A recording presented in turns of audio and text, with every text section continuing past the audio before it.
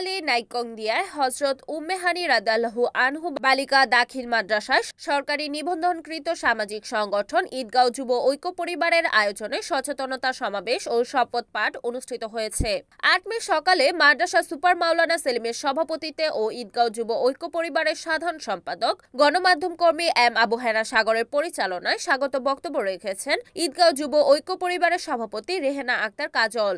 বক্তব্য রাখেন কক্সবাজার সরকারি কলেজের প্রভাষক সংগঠনের সদস্য জাহাঙ্গীর আলম, ত্রাণ ও কর্মসংস্থান বিষয়ক সম্পাদক ও কম্পিউটার ইঞ্জিনিয়ার জাহিদুল ইসলাম, নবনির্বাচিত ওয়ার্ড মেম্বার সালাউদ্দিন কাদের, পোকখালী যুব উন্নয়ন সংগঠনের সভাপতি জান্নাতুল নুরি, অত্র মাদ্রাসার শিক্ষক আব্দুল্লাহ।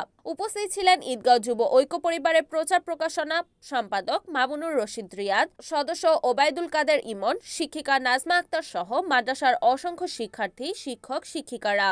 সচেতনতা সমাবেশের শুরুতে পবিত্র কোরআন তেলাওয়াত ও ইসলামী সঙ্গীত পরিবেশন করা হয়। বর্তমান সময়ে চলমান বাল্যবিবাহ, ইফটিজিং, কিশোর গ্যাং ও মাদক প্রতিরোধে উপস্থিত সকল শিক্ষার্থীদেরকে একযোগে সচেতনতার মাধ্যমে এগিয়ে আসার প্রতিও আহ্বান জানানো হয়েছে। সচেতনতা সমাবেশের পরে শিক্ষাবিদ চিকিৎসক জাহাঙ্গীর আলমের দীপ্ত কণ্ঠে শপথ বাক্য পাঠ করান উপস্থিত সকল শিক্ষার্থীদেরকে। সবশেষে মোনাজাতের মাধ্যমে সফল অনুষ্ঠানের সমাপ্তি ঘটে।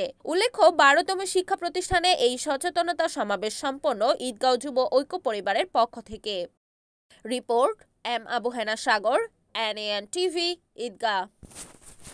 ঈদগাঁও।